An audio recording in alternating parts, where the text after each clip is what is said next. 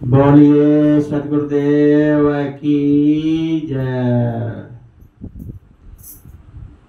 मेरे जीवन के प्रेरणा स्रोत, मेरे परम आराध्य सदगुरुदेव एवं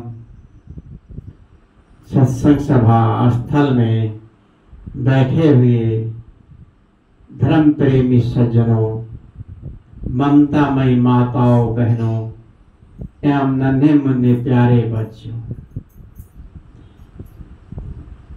सदगुरु कबीर साहब सभी प्राणियों में, मनुष्य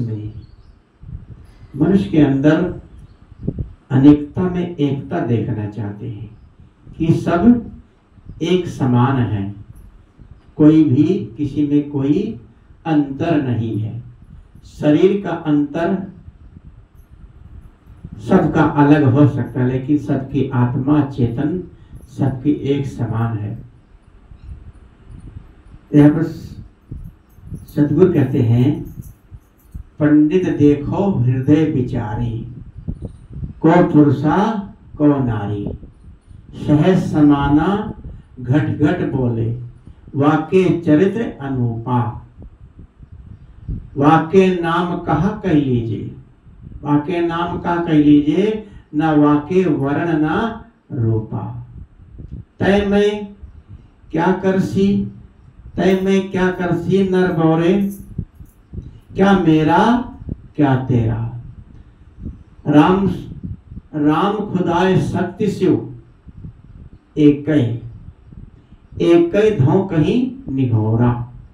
वेद पुराण कितेब पुराना, वेद पुराण कितेब पुराना, नाना भांति पखाना। हिंदू तुरक जैनी योगी, हिंदू तुरक जैनी योगी, ये कर काहू न जाना। छो दर्शन में जो परवाना, छो दर्शन में जो परवाना, तासु मन माना, तासु नाम मन माना। कहे कबीर हम ही पौ बौरे, कहे कबीर हम ही पर बौरे, ये सब खलक सयाना।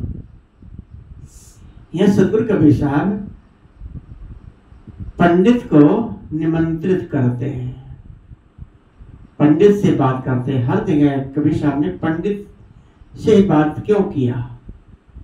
पंडित हर जगह क्यों आता है? पांडे दूज पियो कुतुम पानी, पांडे निपुण कसाई, पंडित हो तो लेओ बिचारी। पंडित को ज्ञानी भी कहा है, ऐसे नहीं जो पंडित होगा तो विचार करेगा।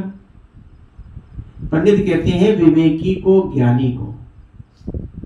एक पंडित होता है कथावाचक, एक पंडित होता है जिसको विवेक ज्ञान हो, जाति से कोई मतलब नहीं होता, उसका ज्ञान विवेक ही पंडित है। यहाँ पंडित को, पंडित से कहते हैं, हे पंडित जी, हृदय में विचार करके देखो, कौन पुरुष है कौन नारी, कौन पुरुष है कौन नारी। लोगों ने कहा कि सदगुरु कबीर साहब तो स्त्रियों के, स्त्री पुरुष को एक दूसरे की घृणा रूप से देखते हैं। स्त्री कामनी है, गलत है, स्त्री से दूर रहो। यहां पर सदगुरु का कहने का भाव कुछ और है।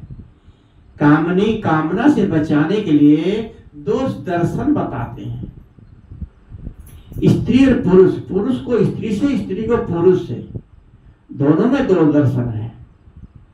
अगर हम आग के पास, घास के पास आग रखी जाए तो आग लग जाती है। इसीलिए यदि हम अपना कुछ जीवन कल्याण करना चाहते हैं तो हमें स्त्री के संयोग से, पुरुष के संयोग से दूसरे को हटना होगा। यहाँ पर सदगुरु कबीर साहब ने स्त्री को गलत नहीं बताया है, स्त्री की बड़ाई भी करी है। तो यहाँ कबीर साहब कहते हैं कि पंडित जी बताओ कि हृदय में विचार करके बताओ कौन स्त्री है कौन पुरुष है, कि दोनों की आत्माएं चेतन आत्मा दोनों की एक समान है। कबीर साहब दोनों आत्मा के अंदर अनेकता में अनेकता, अनेक जितने भी संसार में इंसान है सब में एकता देखते हैं। कोई पुरुष और नारी नहीं है, शरीर से पुरुष नारी होते हैं लेकिन सबकी चेतन आत्मा उनकी दृष्टि में सब एक समान है, सब में समन्वय देखते हैं। उनकी जो दिव्य दृष्टि है, वैज्ञानिक दृष्टि है, कहीं टकराने वाली नहीं है, टकराने की बिल्कुल कोई गुंजाइश ही नहीं है। कबीर साहब को कोई पैदा ही नहीं हुआ जो कबीर साहब की किसी बात को उनको पकड़ करके डांटे और कहे, उनकी कमी निकाले कि आपने ये क्या कहा। लेकिन उससे पहले समझने के लिए हमें बीजक पढ़ना होगा। बीजक लोग पढ़ते नहीं, उड़ी बातें, उड़ी उड़ाई बातें सुनते हैं, कहीं कहीं से लिखी हुई बातें, और भी कैसे पुस्तकें हैं कबीर साहब के नाम से लोगों ने छाप दिया, जैसा सुना वैसा लिख दिया। यहाँ तक लिखा कि कबीर साहब की पत्नी थी, बच्चे थे। अरे ऐसा महापुरुष, निष्काम महापुरुष जो दूसरों को कहता है माया महा ठगनी हम जानी, त्रिगुण फांस लिए डोले बोले मधुर बानी। त्रिगुण फांस, ब्रह्मा के बरमानी हुई बैठी, विष्णु के पटरानी, तीरथ में पानी हुई बैठी, पंडा के कौड़ी कानी। ऐसे बहुत तरह से सदगुरु ने माया, स्त्री को माया बताया है। इसके माया, पुरुष भी माया है, स्त्री को खाली नहीं, पुरुष भी माया, स्त्री के लिए पुरुष माया है, पुरुष के लिए स्त्री माया है। लेकिन यहाँ स्त्री को लेकर के तो कहा है कि इससे यदि आप दूर रहेंगे तो अपने आप को दोनों बचे रहेंगे, दोनों अपने आप को ठीक रख सकते हैं। यदि वो उनकी पत्नी होती तो दूसरों पर वह कैसे कह सकते हैं। दूसरों पे उंगली वही उठा सकता है जो निष्पक्ष और साफ हो, जिसमें कोई कमी ना हो। जो काना होगा दूसरों काना नहीं कह सकता। तो सदगुरु कबीर साहब ने डंके की चोट पर ब्रह्मा विष्णु शंकर सब को लेकर लपेट करके कहा है कि सब मर गए, ब्रह्मा शंकर मर गए काशी के वासी हैं, 14 बन के चौधरी मर गए 10 अवतारा, गोरखनाथ मच्छंदर मर गए 10 अवतारा, रामो मर गए, लक्ष्मण मर गए।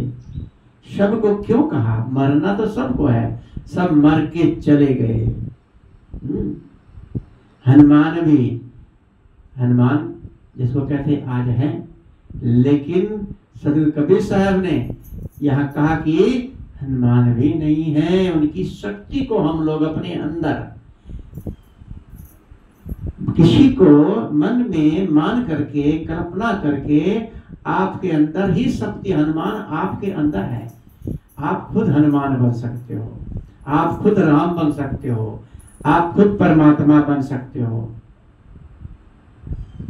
एकलव्य था, एकलव्य उसको नीच जात समझ करके द्रोणाचार्य ने धनुष बाण विद्या नहीं सिखाई कि नीची जाति का था। तो उसने एकलव्य ने द्रोणाचार्य की मिट्टी की मूर्ति बना करके उसके सामने प्रणाम करके और धनुष चलाना सीखा। इतना धनुषधारी हुआ कि वो अर्जुन से भी ऊपर निकला। किसने सिखाया? उसने अपने अंदर एक गुरु मान लिया कि मेरे अंदर गुरु बैठा है। प्रतिमा को गुरु मान करके उसको अंदर से विश्वास करके शिक्षा तो उसने अपने आप ली, अपने अंदर उसके गुरु जाग गया। ऐसे ही हम लोग जो हमारे महापुरुष हैं, देवी देवता हैं, भगवती है, देवी है, हनुमान है, ये सब हमारे अंदर उनकी शक्ति उसी तरह की जागृत हो जाती है। जब हम पवित्र हो जाते हैं पवित्र मन वाले के अंदर, वैसी ही शक्ति उत्पन्न हो जाती है। जब कल्पना करो पूरी कितनी कड़ाके की गर्मी होती, मन में कल्पना करो ठंडी की, 1 सेकंड के लिए आपके अंदर सिहरन आ जाएगी, पूरी गर्मी के अंदर भी ठंडी लगेगी। मन में कल्पना दी कर ली तो, और सर्दी में गर्मी की कल्पना कर लो, 1 सेकंड के लिए आपको ऐसा लगेगा गर्मी। तो अपने मन का खेल है सब कुछ। अभी यहाँ पे सदगुरु कहते वस्तुतः ये शरीर स्त्री पुरुष है और आत्मा जो है चेतन आत्मा, न स्त्री है न पुरुष है। सदगुरु कबीर साहब ने स्त्री को बहुत अच्छा स्थान दिया है। विजय पढ़ के देखिए तो 97वें शब्द में सदगुरु ने लिखा है, जेते औरत मर्द बखाने, जेते औरत मर्द उपाने, सो सब रूप तुम्हारा। कैसा लिखा साहब ने शब्द 97वें शब्द में बीजे के अंदर, जेते औरत, जितनी भी औरत मर्द दिखते हैं सब वो रूप तुम्हारा। तुम्हारा का मतलब सब वो रूप एक जैसे हैं, चेतनात्मा सबकी एक समान है।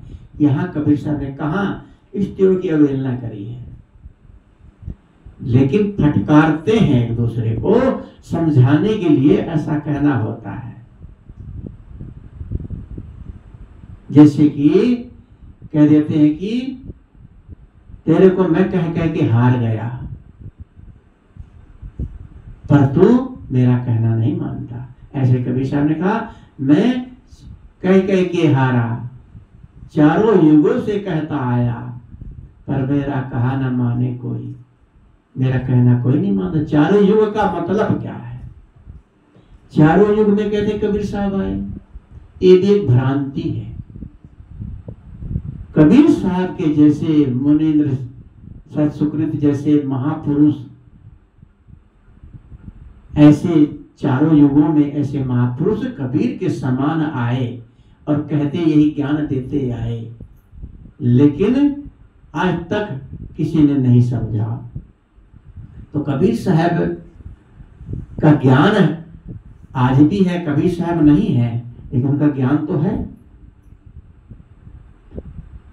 यहाँ सदगुरु कबीर साहब कहते विकट नार पाले पड़ी, काड़ कलेजा खाए। विकट नार गलत नारी पाले पड़ जाती है, काड़ कलेजा खाए, यानी कि वो दिन रात आदमी इतना दुखी हो जाता है। अगर कोई स्त्री कहीं ऐसी मिल जाती है तो यहाँ सब स्त्रियों के लिए तो नहीं है, विकट नार बोला है। आगे गोस्वामी जी ने भी कहा है, गोस्वामी जी ने कहा है कि ढोल गंवार पशु और नारी, ढोल गंवार पशु और नारी ये भी सब ताड़न के अधिकारी। ढोल है, ढोल ढोल को डंडे से पीटते हैं ना, बजाते हैं, हाथ से भी मारते हैं, हाथ से बजाते हैं। गंवार, गंवार का मतलब मूर्ख, जैसे कुछ पता ही ना हो, अनाड़ी पागल उल्टा काम करता है, जब तक हम उसको डांटेंगे नहीं फटकारेंगे नहीं तो सिर पे चढ़ जाएगा। तो मूर्ख को डांटना धमकाना ताड़ना है। ढोल गंवार पशु, पशु है, अगर पशु को डांटेंगे नहीं, कहीं घास खाने लग गया, किसी फसल को नाश करने लगा तो उसको मारेंगे, धमकाएंगे, डांटेंगे। तो ऐसे स्त्री को कहा है ये भी ताड़न, कहीं तो लिख दिया है कि दंडन के अधिकारी, दंडन का नहीं है ताड़न। ताड़ना किसे कहते हैं? ताड़ना ताड़ के रखना, जैसे बच्चों को ताड़ के रखा जाता है कि गलत काम ना करें, गलत जगह न जाए, गलत काम ना करें। ऐसी स्त्री जाति को भी ताड़ना है, ताड़ के ध्यान देना चाहिए स्त्री जाति को। यदि लड़की को, लड़की भी स्त्री जात है, लड़की को स्वतंत्र कर दिया जाए, लड़की कभी स्वतंत्र नहीं करनी चाहिए। लड़की मायके में भी स्वतंत्र नहीं रहती और ससुराल में भी जाके स्त्री बन जाती, वहां भी स्वतंत्र नहीं रहती। अगर जो लड़कियां स्त्रियां स्वतंत्र हो जाती हैं, एक स्वतंत्रता होती है मनमानी से उल्टे काम करना, एक स्वतंत्रता होती है कि स्वतंत्रता से पढ़ाई लिखाई करके जहाज तक चला रही हैं, अफसर हैं। हर क्षेत्र में अब सरकारी विभाग में 1-2 लड़कियां जरूर मिलेंगी। पुलिस में, फौज में लड़कियां हैं। अगर इन पे आज उसी पुराने जमाने की तरह घूंघट में रखा जाता तो क्या ये स्वतंत्र ना किया जाता तो आज हमारी बहन बेटियां की तरक्की कहाँ कर पाती। तो ये सिर्फ क्या है कि शुरू में ताड़ के रखना होता है, उनको समझाना होता है, गलत कदम ना उठाएं। आगे सदगुरु कहते हैं सहज समाना घट घट बोले। सहज समाना क्या है? चेतन आत्मा सहज है, सभी के दिलों में समाई हुई है। ये घट घट में इसका स्वरूप है। घट घट में चेतन आत्मा रमी हुई है, ये घट घट में बोल रहा है। ये कौन है? ये आत्मा ही तो है। ब्राह्मण के अंदर भी है, शूद्र के अंदर भी है, हिंदू के अंदर भी है, मुसलमान के अंदर भी है, यहूदी के अंदर भी है। सभी दुनिया में जितने भी इंसान हैं या प्राणी हैं, इंसान के साथ साथ प्राणी भी, जीव जितने भी दुनिया में हैं, सभी में वो चेतन आत्मा समाई हुई है। घट घट बोले, हर घट के अंदर है, कण कण में नहीं, घट घट में है। कण एक भाव होता है। तो आगे कहते हैं वाके नाम कहा कह लीजिए। सहज समाना घट घट बोले, वाके नाम कहा कह लीजिए। वाका वर्ण न रूपा, कि उसका क्या नाम बताएं। सदगुरु कहते हैं जाका नाम कौहा रे भाई, ताके काव रमैनी गाई। जिसका कौहा नाम हो, कोई नाम ही न हो, अनामी है, तो उसको किस नाम से पुकारोगे? किसी बच्चा पैदा होता है, उसका नाम नहीं रखा जाता जब तक, तो उसको कौन से नाम से पुकारोगे? बाबू भैया ऐसा तो बोलोगे, लेकिन नाम उसका नहीं रखा तो कौन से नाम से पुकारोगे? ऐसे ही ये जीव आत्मा का कोई नाम नहीं है, वह अनामी है। उसकी कोई जात नहीं है, कोई नाम नहीं है। सभी कवि साहब ने कहा कि कहीं कभी सुनो हो भोंदू, कहीं कभी सुनो हो भोंदू, बोलन हारा तुरुक है कि हिंदू। कहीं कभी सुनो हो भोंदू, बोलन हारा तुरक है कि हिंदू। मुसलमान है कि हिंदू है? ये बोलन हारा चेतन आत्मा दृष्टा जो है, बताइए इसकी कौन सी जात है? उसका काम नाम कुछ भी नहीं है।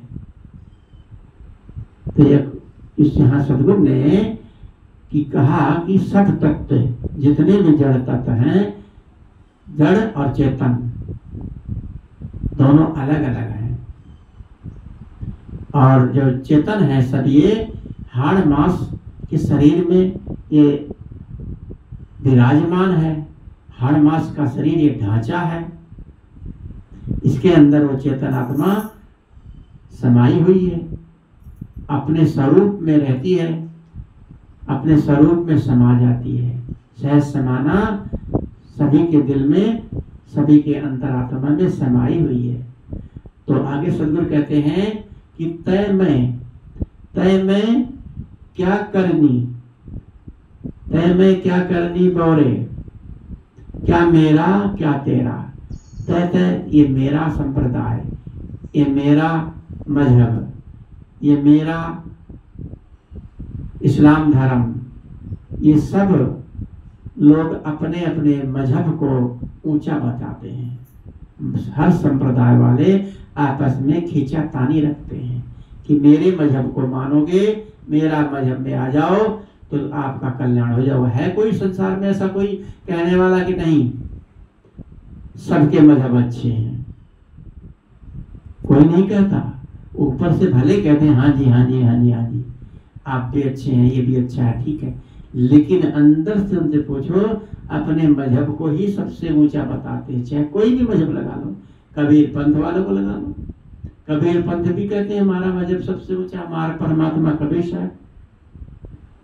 और भी वैष्णव वाले भी, कृष्ण वाले भी, जितने भी मजहब संप्रदाय हैं सब, स्वामी शंकराचार्य का मजहब जो है उन लोग भी कहते हैं शंकराचार्य महागुरु थे। जितने भी मजहब संप्रदाय सब अपने मजहब को बड़ा बताते हैं, लेकिन छोटा बड़ा यहाँ कोई नहीं है, सब ईश्वर, सबके अंदर वही परमात्मा समाया हुआ है। जड़ चेतन, यदि चेतन है तो विवाद कैसा, सब में एक चेतन समान, एक समान है, तो कैसा विवाद। यह सबको श्रेय देना चाहिए, सबके साथ समता का व्यवहार करना चाहिए, किसी का अपमान, किसी संप्रदाय का अपमान कभी नहीं करना चाहिए। सब संप्रदायों का मान करना चाहिए, सबको समान दृष्टि से देखना चाहिए। अपने वासनाओं को केवल हमें त्यागना है, अपने स्वरूप में लीन होना है। तो आगे सदगुरु साहब कहते हैं चौथी कहते हैं कि वेद पुराण कुरान सब एक बात करते हैं कि अमोक ग्रंथ में ये लिखा है, मेरे शास्त्र में ये लिखा है। सब अपने अपने वेद पुराण शास्त्रों को कहते हैं मेरा ये ईश्वर पुत्र है, खुदा की भेजी ये किताब कुरान है।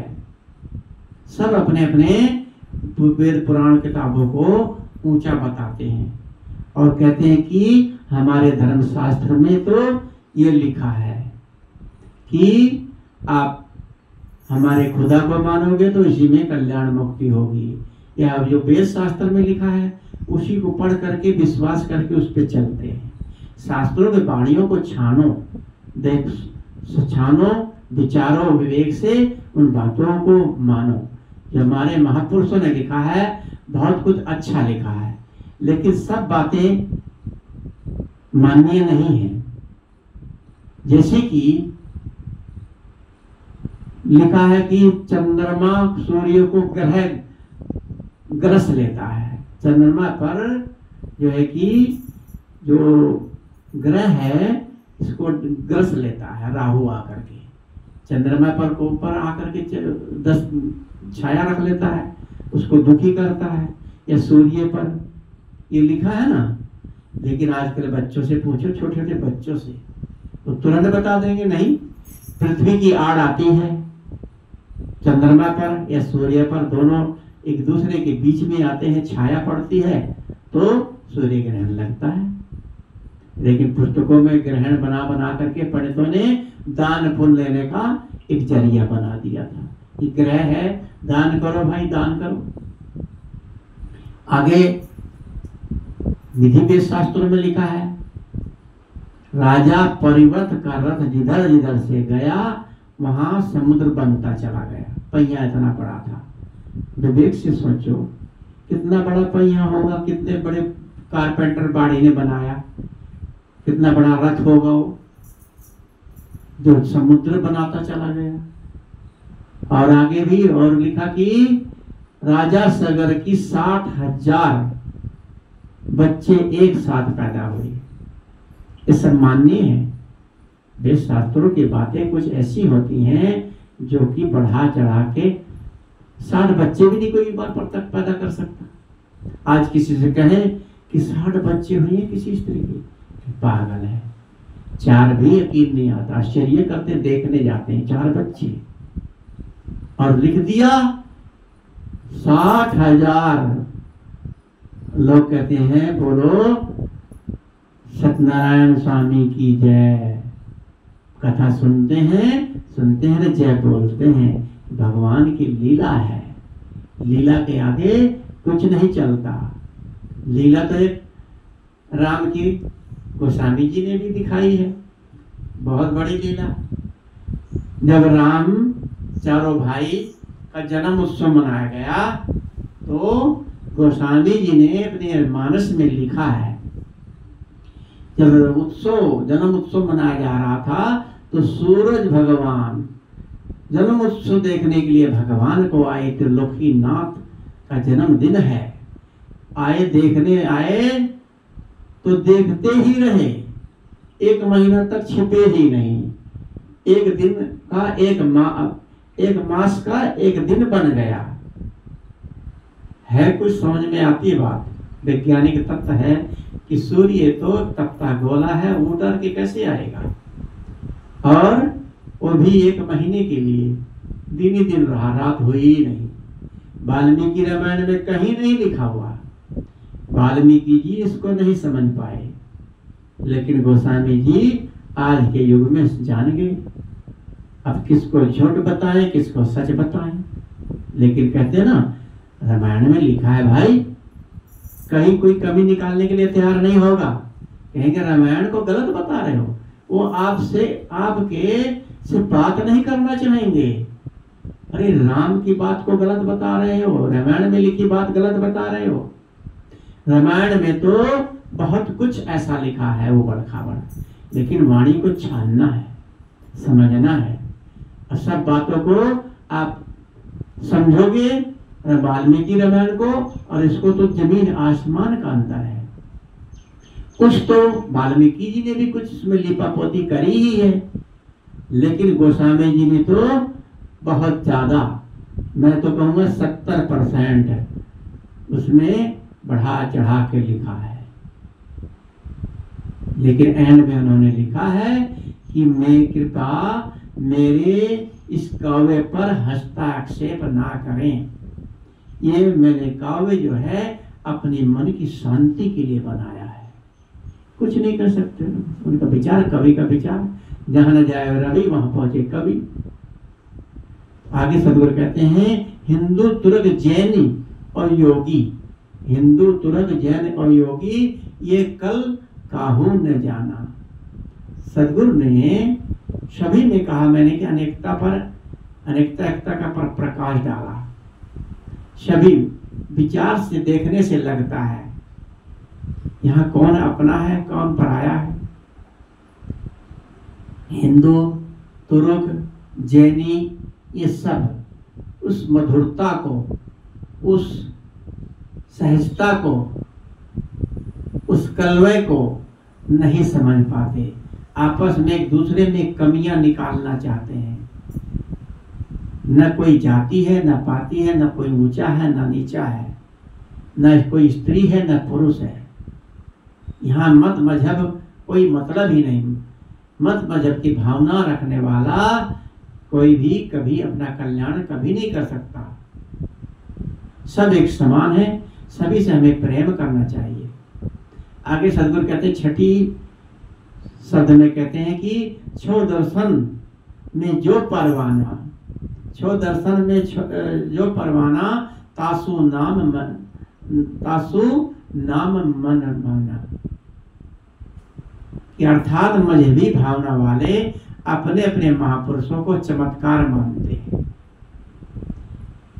छो दर्शन, परवाना, परवाना पान परवाना कबीर पंथियों में चलता है। ये कबीर पंथी लोग कहते हैं कि हमारे ही मजहब को कल्याण के लिए परवाना, पान परवाना दिया गया है। हम ही लोगों की मुक्ति, कल्याण किसी की नहीं हो सकती, हमारे मजहब की मुक्ति होगी।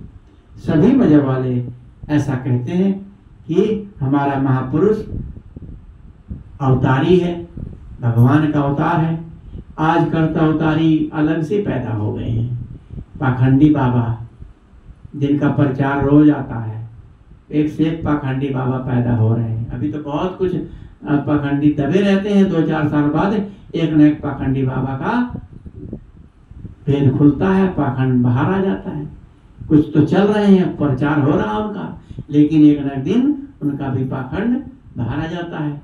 लेकिन राजनीतिक दबाव की वजह से ये इन पर कोई कार्रवाई नहीं करता।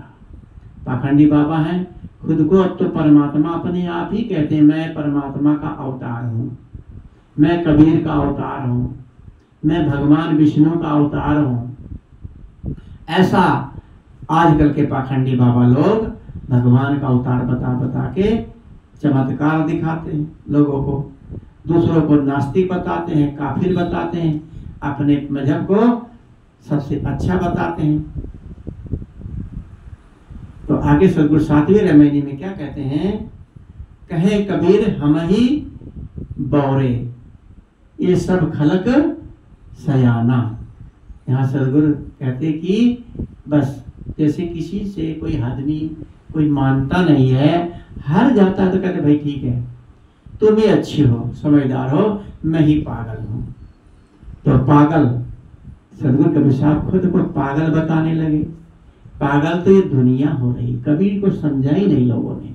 जिसने कबीर को समझ लिया वो कबीर को समझ करके उनको समर्पित हो गया। सदगुरु विशाल साहब कबीरपंथ से घृणा बहुत करते थे, कबीरपंथी लोग भगवान को मानते ही नहीं है।